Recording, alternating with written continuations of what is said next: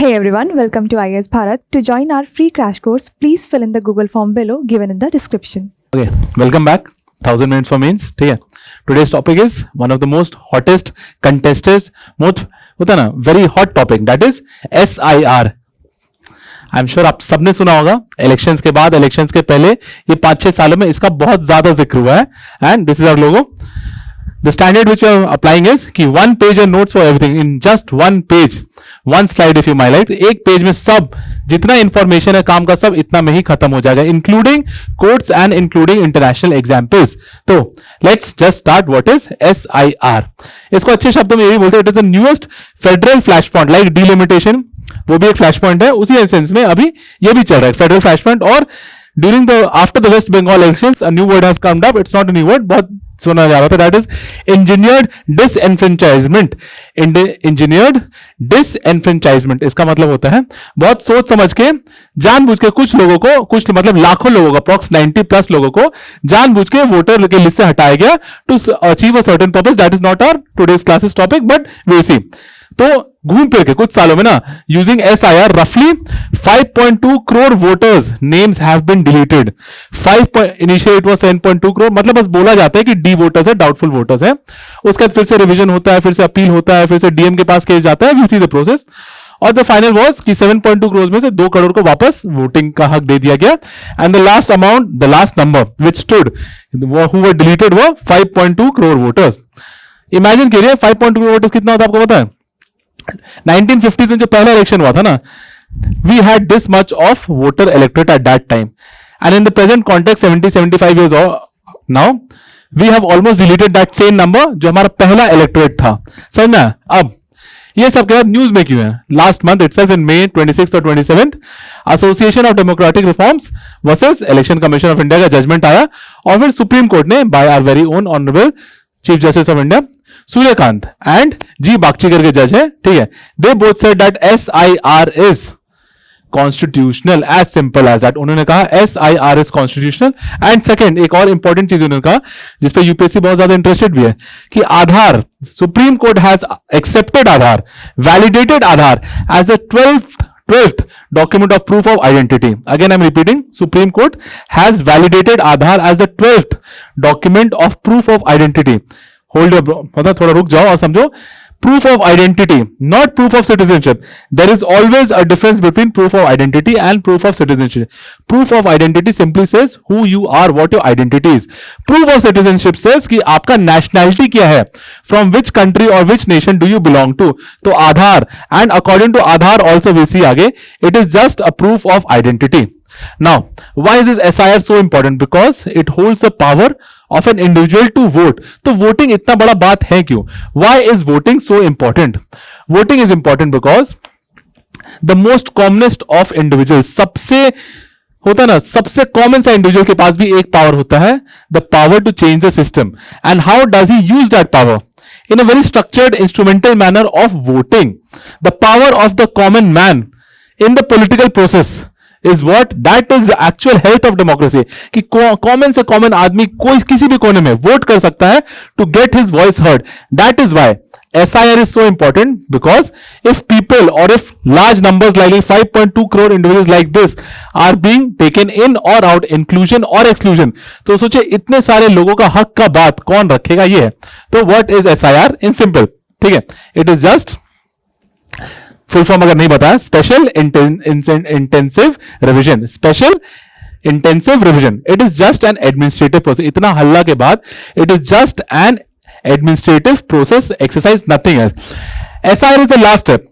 होता है ना, it is the special intensive is the last step. उसके पहले होता है नॉर्मल. आप देखेंगे it is normal also. Summary revision जो होता है ना, रेगुलर, को करिकुलर, मतलब जो बहुत टाइम पे चल रहा था कि हाँ कुछ टाइम के बाद चलता रहता है, दैट इज समरी रिवीजन. कितने लोग मरे, कितने लोग जीवित हैं, ये नॉर्मल प्रोसेस हमेशा चलता रहता है. It is just routine, nothing new. Annual roll भी होता है and it is again mention under RPA 1950. उसके बाद आता है इंटेंसिव रिवीजन और उसके बाद आता है स्पेशल इंटेंसिव रिवीजन. ठीक है, intensive is more hardcore based, पर the most is special intensive revision. Special intensive revision में क्या है? देखो, ये होता है घर घर जाके करना, फुल हाउस, कि there will be people will come to your house, होता है ना, full offline house to house checking होगी, वो उसको बोलते हैं reverification. And again it is mentioned where representation of people act. अब इसमें तीन अच्छे शब्द है जो स्पेशल इंटेंसिव रिवीजन के लिए किया जाता है, that is accuracy, because offline किया जा रहा है, people go hard working ways, old school ways and go door to door, step to step. उसमें ट्रांसपेरेंसी होता है, इंक्लूसिविटी होता है एंड एक्यूरेसी होता है, ये तीनों चीज होता है। Because it's not online. If people are physically present in front of the officers, then they can put a check or they can consider as doubtful voter.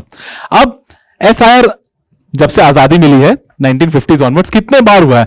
अभी तक लास्ट 13 बार, 13 टाइम्स हुआ है approximately. The last was in 2003 और 2004, 13 times since the starting of independence. अब why is SIR so heated also? ठीक है, मतलब not just for the common public, on the battle ground, on the legal battle ground also. Why is it so heated? Because it requires two things, a part of many things, special situation, special circumstances, and second it is very time bound manner. जैसे अगर आपने बिहार में देखा होगा तो election commission ने कहा कि हम SIR करवाएंगे और फिर एक अननेचुरल या अनसाइंटिफिक टाइम बता देंगे, 1 महीने में किया जाएगा। Now you know the magnitude of this, घर जगह जाना, बहुत सारे लोग इन्वॉल्व होंगे, इतना टाइम बाउंड मैनर में कैसे होगा? और third, it is only till now done in selective states. I am being very clear, पूरे न्यूज में सिर्फ बिहार और West Bengal is there, but it has also happened in other states including Puducherry also, वो भी हम देखेंगे आगे। ठीक है, अब कहां से पावर मिलता है, अलग कुछ कुछ आपको जार्गन जानना पड़ेगा कि this is we happened now. Power कहां से मिलता है? आर्टिकल 324, इसमें एक बहुत अच्छा शब्द यूज किया गया, election commission of India's plenary powers doctrine. Plenary power doctrine, it is very wide, it has almost all the residue powers of superintendence, control, direction of elections in India. ऐसे relate करो, जैसे list है ना, state list, central list, concurrent list, उसके बाद बचा residuary list. Residuary list says कि भाई which ever is not mentioned that power goes to the centre to make on those list. In the same manner, if there is no legislation, if there is no statutory legislation or constitutional legislation or any legislation to that fact, अगर किसी topic में कुछ concept है ही नहीं, कोई कानून है ही नहीं, तो उस टॉपिक को प्लेनरी पावर्स आ जाएगा इलेक्शन कमीशन। मतलब किसी भी चीज के बारे में अगर कोई कानून नहीं है तो वहां इलेक्शन कमीशन ऑफ इंडिया अपना डिस्क्रिशनरी पावर यूज करता है। तो इंडिया का हाल आपको होता है, तो मेजॉरिटी चीजों में जहां कुछ स्पेसिफिक गाइडलाइंस नहीं दी गई हैं, वहां इलेक्शन कमीशन ऑफ इंडिया अपना plenary powers which is very wide, very discretionary use करता है, इसी को बोलते हैं प्लेनरी पावर्स। ये आगे बहुत ज्यादा यूज होगा, will see to that also. ठीक है, नेक्स्ट उसके बाद आता है नेक्स्ट आर्टिकल, आर्टिकल 325। इसमें सिंपल है, यही वो शब्द है या यही वो आर्टिकल है जहां इलेक्टोरल रोल का जिक्र किया गया। जस्ट अ मोमेंट,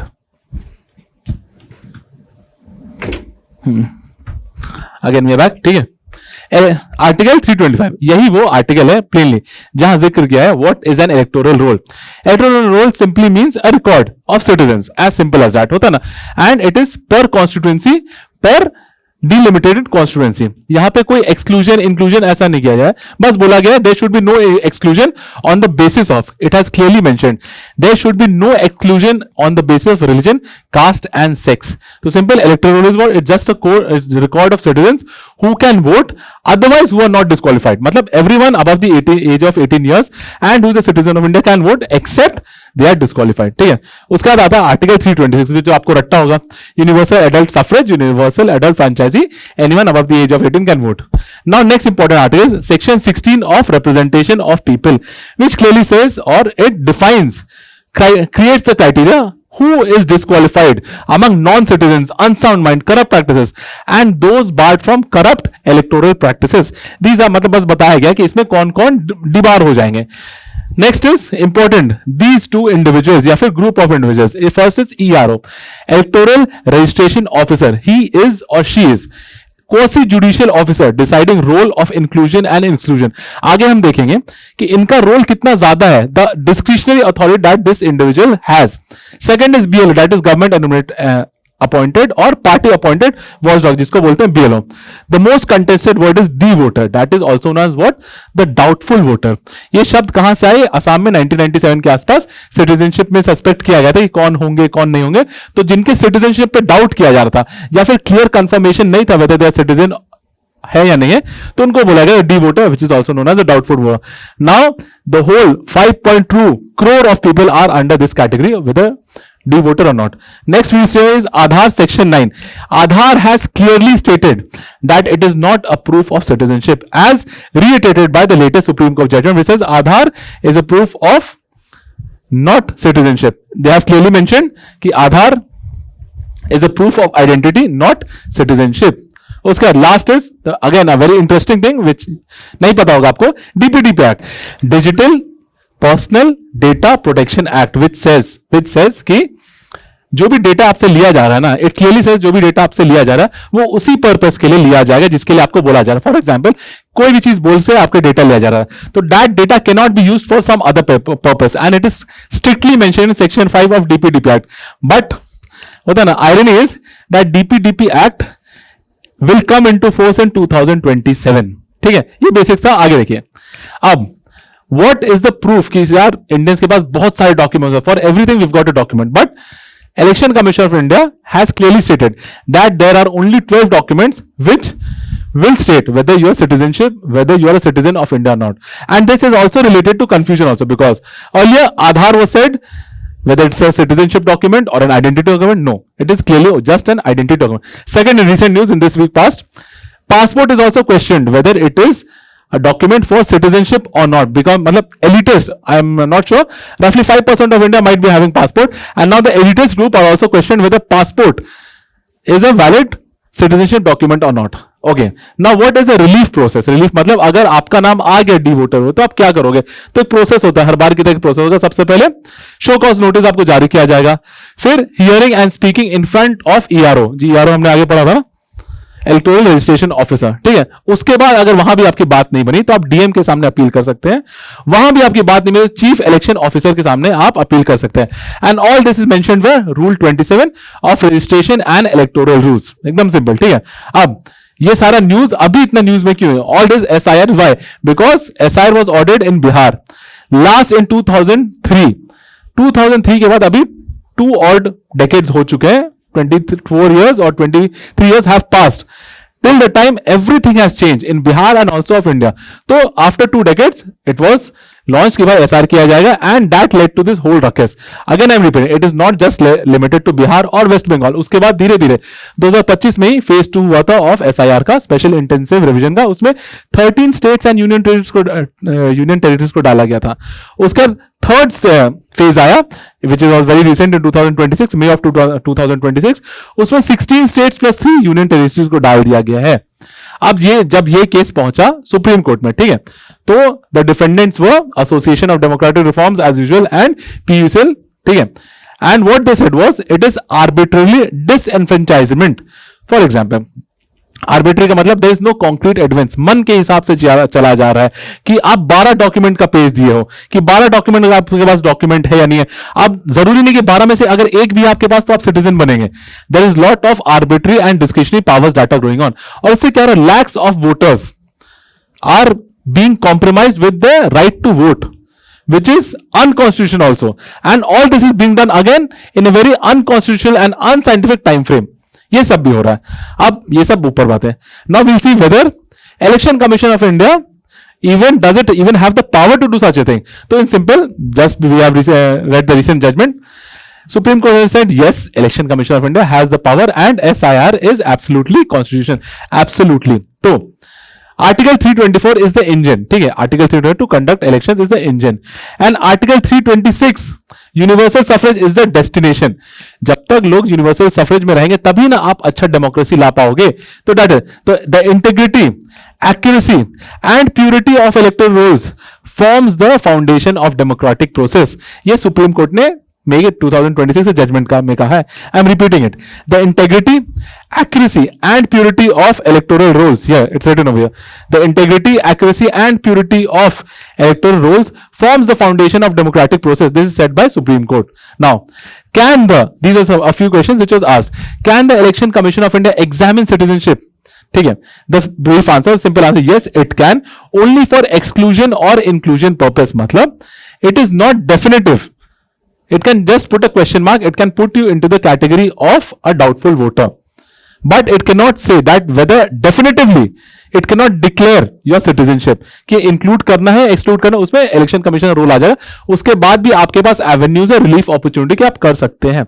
अब इसका रूट्स क्या होता है ना, from where did it derive its basis? The root was Rajbala case versus state of Haryana 2015। In this, it was simply said by the Honorable Supreme Court that right to vote is a pure and simple statutory right. It clearly said out that it is not a constitutional right. आगे हम देखेंगे there were some dissenting minority judgments in which it was clearly said that right to vote is a constitutional right. But यहाँ पे clearly बोल दिया गया था in Rajbala case that नहीं, it is, and we are talking about the majority judgment. The right to vote is only a pure and simple statutory right. Therefore, it is not at all a fundamental right. अब इसी से related एक और case हुआ था शायरा बानो को, जो आपने बहुत ज्यादा सुना होगा, Shayara Bano versus union of India in 2017. What it said, वो उसने एक नया शब्द को मार्केट में ज्यादा फोकस दे दिया. That word was manifestly arbitrarily. Manifestly arbitrary. That means what does Article 14 test? Article 14 tests irrationality or without adequately determining principle. मतलब SIR should be tested on proportionality grounds, not on manifest arbitrary grounds. मतलब सिर्फ मन से नहीं होना चाहिए. There should be proper concrete reasons कि SIR क्यों हो रहा है, कहां हो रहा है, कब हो रहा है. इसीलिए कहा गया कि भाई 20 साल 2 डेकेड से ज्यादा हो चुके हैं बिहार में हुए population has changed, the whole demographic has changed, migrant population, migrant numbers, everything has changed. This was a proportionality test on which it said कि हाँ SIR is constitutional. उसके बाद what is proportionate now? Again same meaning कि proportionality test में है क्या proportionate? वही है कि 22 साल का गैप हो गया था, डिफाइन बहुत जस्टिफाइड था, तो इलेक्शन कमीशन ने कहा कि इट इज नॉट कि बुरा है, इलेक्शन कमीशन की हाँ इट इज नॉट जस्टिफाइड कि इतना बड़ा गैप है, तो हमारे पास सारे देश के पास लेटेस्ट इलेक्टोरल रोल्स होने चाहिए, देयरफॉर SIR इज डिफाइंड.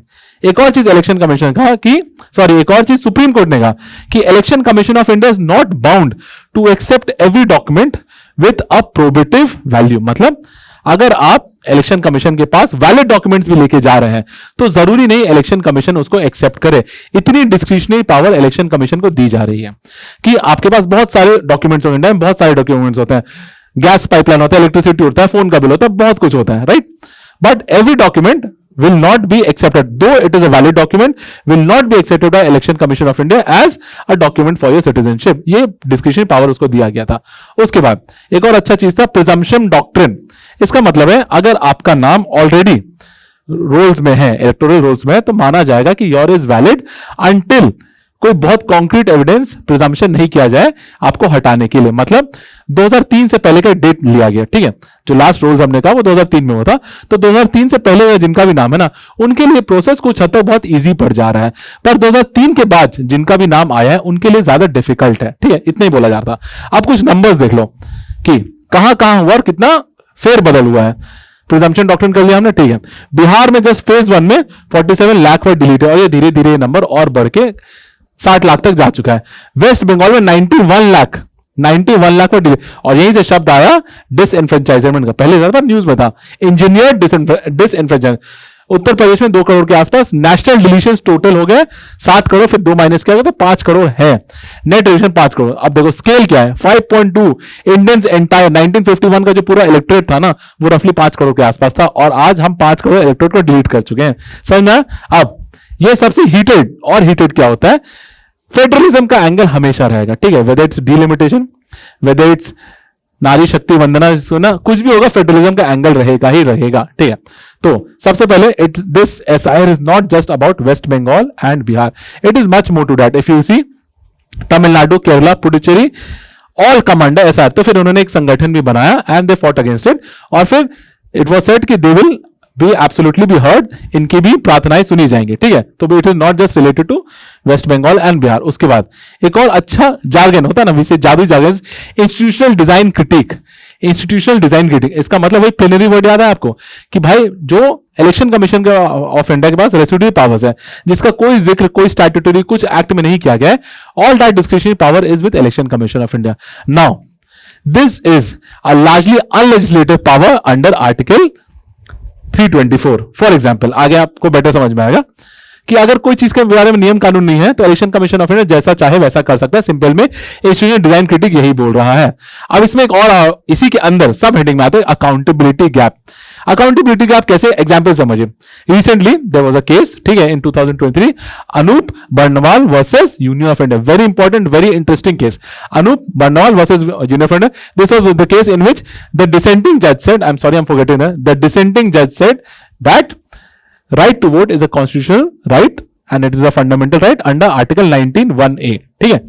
अब इसी में बोला गया था, अनूप बर्नवाल केस में बोला गया था कि भाई चीफ इलेक्शन कमिश्नर जो होता है ना, जो हेड सीआईसी जिसको बोलते हैं, सीईसी जिसको बोलते हैं, उसका कोलिजियम के थ्रू वोटिंग से ही उसको पावर में अपॉइंट किया जाना चाहिए. Which said there should be one, collegium में 3 लोग होते हैं यूजुअली, ठीक है, इसकी जिसकी बात करें तो एक होना चाहिए सुप्रीम कोर्ट जज और chief justice of India himself. But what the present regime did that they made a new act, ठीक है, chief election commission act 2023, and they said they diluted that whole concept कि नहीं, हम जज साहब को नहीं लेंगे अपने कॉलेजियम में. they said एक यूनियन कैबिनेट मिनिस्टर को हो जाएगा. तो एक तो प्राइम मिनिस्टर, एक लीडर ऑफ ऑपोजिशन और एक कैबिनेट मिनिस्टर. तो आपको क्लियरली दिख रहा होगा where the inclination is going. But what in Anoop Barnwal case supreme court itself said was कि नहीं भाई, सुप्रीम कोर्ट का भी से होना चाहिए, एक जज of either supreme court of India और chief justice of India should be in the collegium process. समझ में आया. अब इसके बाद एक और social issue, how SIR is affecting not just politically, socially also. इसको बोलते हैं वेलफेयर लिंकेज. ठीक है, all your schemes in India is based on your identity, is based on your citizenship, is based on the status of the state in which you live. Her state के अपने schemes होते हैं, आपको पता होगा. अब जैसे वेस्ट बंगाल और बिहार के इलेक्शंस में रिसेंटली हुए थे, तो they started out a new plan कि भाई जो भी इलेक्टोरल रोल्स या फिर एसआईआर के बाहर आ जाएंगे, जो भी डी वोटर्स हो जाएंगे, उनको हम बेनिफिट्स देना बंद कर देंगे. As simple as that. PDS access will not be granted to them.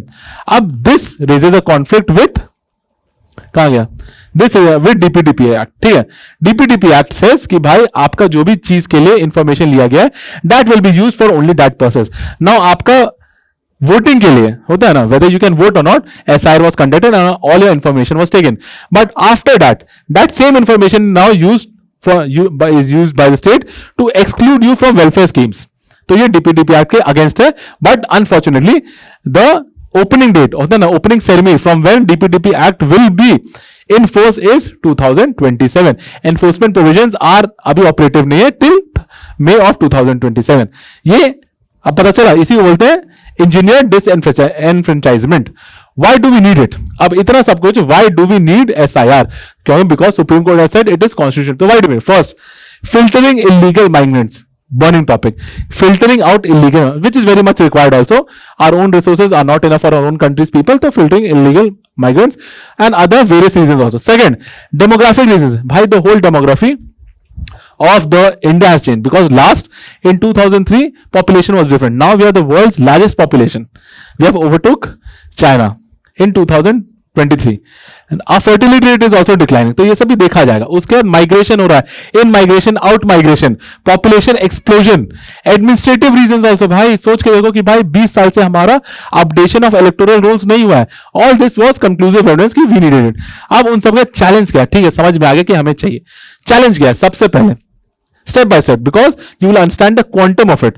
Migrant workers are not traceable. सोचिए, SIR is an offline process कि लोग आपके घर पे आते हैं, आपका डॉक्यूमेंट्स देखते हैं, आपको वेरीफाई करते हैं. अब आधा बिहार बाहर काम करता है, सबको पता है. तो जब वो उनके पास गए, उनके घर, तो वो मिले नहीं होंगे, तो नॉन ट्रेसेबल बोला जाता है. अब अगर ट्रेस नहीं हो पाएंगे तो बेनिफिट नहीं मिलेगा, वोटिंग पावर नहीं मिलेगा. That is one of the biggest challenges, because poverty is also bigger thing. To earn, people move outside in migration. Second, gender inequality issue.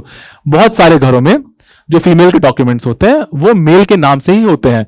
बहुत सारे घरों में बैकवर्ड में बीमारू स्टेट्स में विथ रिस्पेक्ट फीमेल के पास documents भी नहीं होते. फिर क्या किया जाएगा? ठीक है, मार्जिनलाइज कम्युनिटीज के पास भी डॉक्यूमेंट्स नहीं होते हैं, उतनी अवेयरनेस नहीं होता है. एडमिनिस्ट्रेटिव इश्यूज अगर you can imagine the magnitude of the scale of this exercise, 6 to 7 lakh officers की जरूरत पड़ रही है.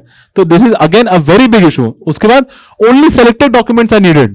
अब हर एक स्टेट के पास अलग डॉक्यूमेंट्स का प्रेफरेंस होता है, but election commission of India said कि only these 12 documents will be valid.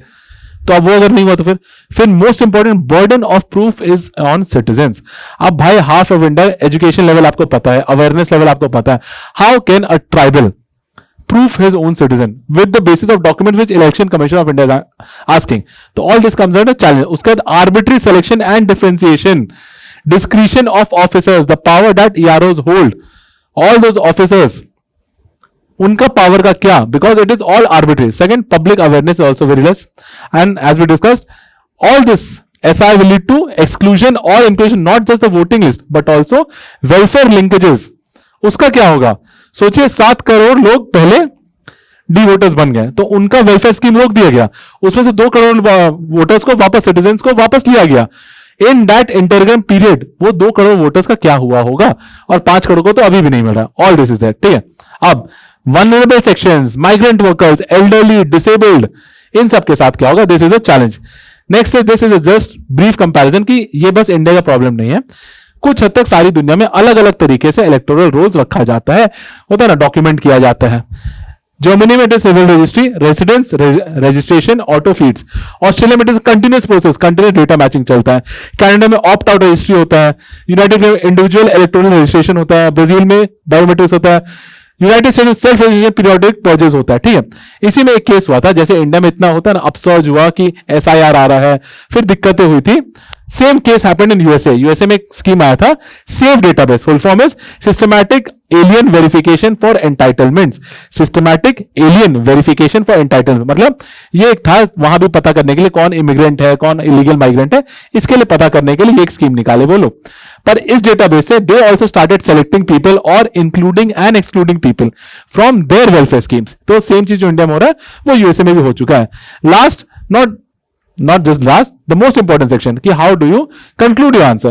It is like judgments and committee. There is only बहुत सारी कमिटीज हैं, लॉ कमीशन रिपोर्ट भी है, 255 report on electoral reforms. But most important was this, the parliamentary standing committee on public grievances, law and justice, chaired by Sushil Modi committee 2023. Again, the parliamentary standing committee on public grievances, law and justice, chaired by Sushil Modi in 2023. अब what it simply said was कि भाई we should have a single central voter roll repository. मतलब अभी जैसे state का अलग है, centre का अलग है, नहीं, एक ही होना चाहिए, यूनिफाइड. जैसे अब हम बोल रहे हैं वन नेशन वन इलेक्शन, उसी सेंस में सिंगल होना चाहिए for state as well as the country as a whole. अब इसमें इशू क्या आया कि भाई it is flagged under article 325, but states also have a list which is article 243 K, जो पंचायत से रिलेटेड होता है, वहां भी इलेक्शंस का जिक्र किया गया, वहां भी इलेक्टोरल रोल्स का जिक्र किया.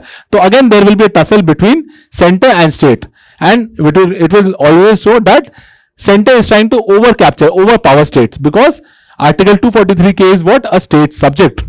अब दोनों का पर्पस क्या था, जो कमेटी बनी उसका पर्पस क्या था? The purpose was to eliminate duplication and inconsistency, but that has to be done in a very coordinal manner with the keeping in mind the needs and demands of the state also. Next is judgment.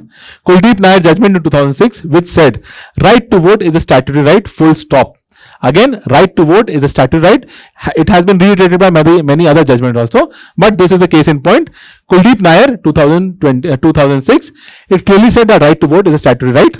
And next comes Raj Bala case plus Anup Banwal case. We had discussed also. In Raj Bala case and Anup Banwal case also, the minority judgment or the dissenting people said that voting is a constitutional and fundamental right according to Article 19(1) Part A. ठीक है.